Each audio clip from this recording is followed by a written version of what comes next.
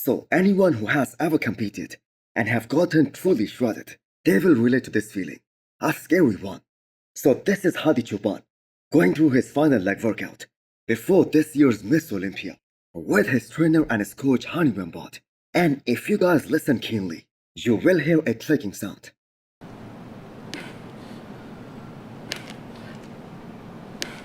Now that clicking sound, that is coming from his knee joints. So there is that one certain compound that makes your joints so dry before the shoe.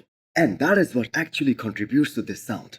So finally Hani Rambod decided to take the foot off the gas with Hadi Chopin because Hadi was just going balls to the walls for weeks on end now with absolutely brutal training. So Hadi got to the US about 5 or 6 weeks out before this year's big show. And he has possibly been training with Hani Rambod all this time.